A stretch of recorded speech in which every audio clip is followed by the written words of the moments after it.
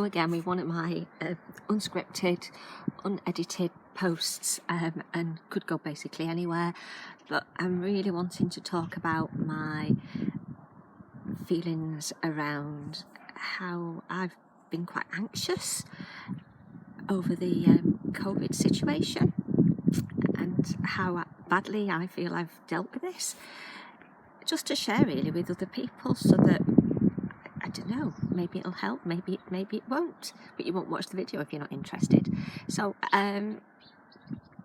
basically, over 20 years ago, I worked on intensive care, so I've got those specialities, those skills of old, and 20 plus years is a long time within a discipline like that, that's very fast paced and very technical, and things move really, really quickly. So to work in an intensive care environment, in my opinion, one needs to be fast and able to look after everything that's needed. So that's a patient on a ventilator, that's all the drips, and a big one for me on top of all that is looking after the families,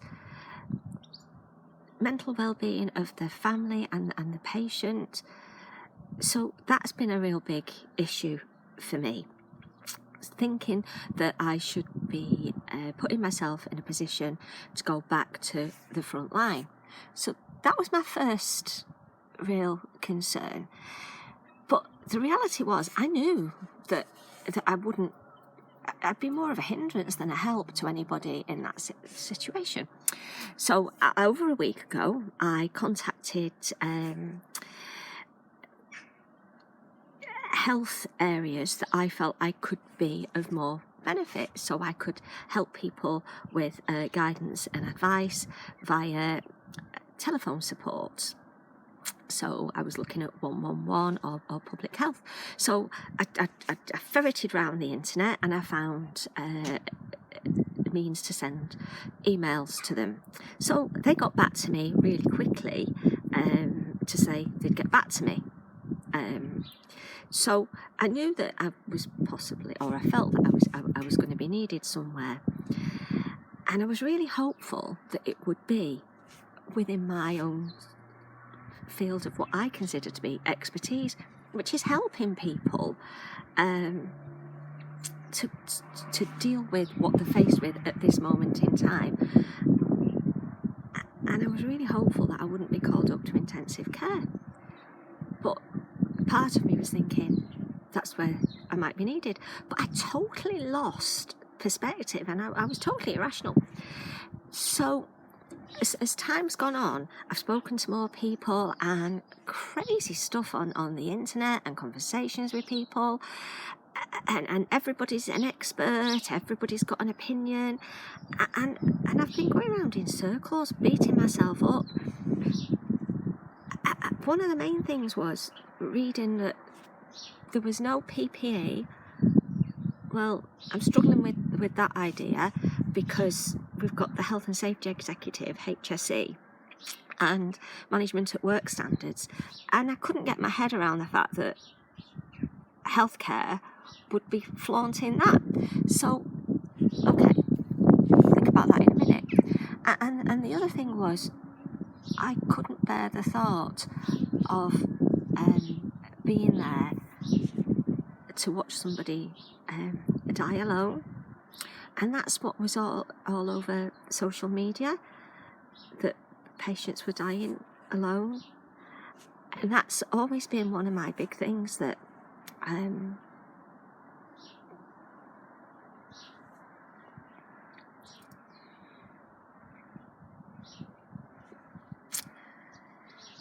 it's really important to support people when they're dying, whether we know if they're aware of it or not. But being there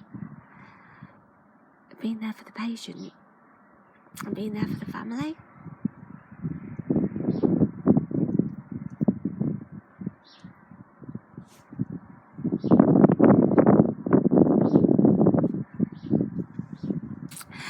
And I know that that's something that I can't cope with. values. And that's one of mine, to support families and people emotionally, because the aftermath of that, you've got to survive. After you've lost somebody you love, you've got to survive after that, and you've got to have something in your heart to help you through that. I'm really sorry. So apart from all the stuff that was going on about, oh my gosh, the nurses didn't really want to have to support me, tissue tag, giving me as much, I suppose, guidance in relation to updating my skill set. That would be a lot for them to have to deal with when they're dealing with everything else, and then the fact that my emotions would possibly hold me back and bring me down. So I couldn't cope with that. So I really think that social media has got such a lot to answer for. Then there's been people telling me half stories. Half stories are so dangerous.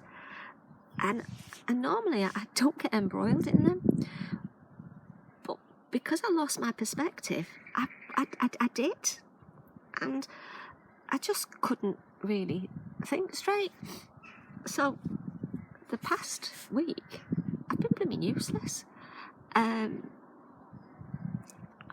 Somebody actually said to me that nurses should just get on and do it.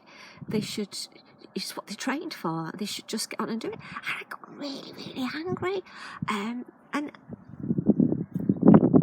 this person actually said to me, thinking back to the war, back to the 40s, 1940s, and they should just get on with it like the soldiers did during the wars. And I got such a lecture, and I was so angry that somebody should just think that whatever's going on, nurses should just push themselves to the brink, like cannon fodder.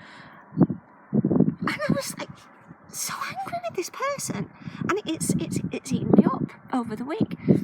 So today I've been out for a run, and as part of the social isolation, that was my daily exercise, and my perspective on it changed, and I thought that maybe this person, although they would have been way too young to have participated in the 1940s wars themselves, they possibly had an experience from it, maybe grew up without a parent or something, so they had their own perspective. And I think that's why I'm doing this video now, because we all have our strengths, we all have our weaknesses, and I think we need to find some coping strategies to help us through whatever is going on for us, or whatever we're going through.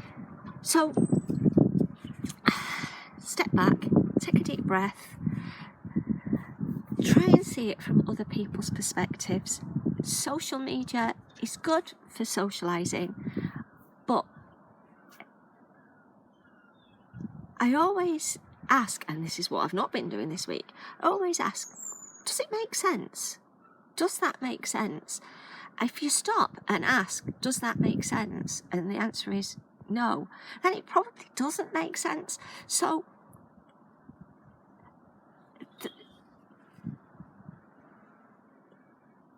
I'm not going to go, because I'm thinking about the PPE and I'm thinking about patients dying on their own, and I don't want to justify my thinking around them. It's got to make sense to me, and your issues have got to make sense to you. So just consider your perspective. Smile. I know I posted last week about smile, so it does make a difference if you put a smile on your face.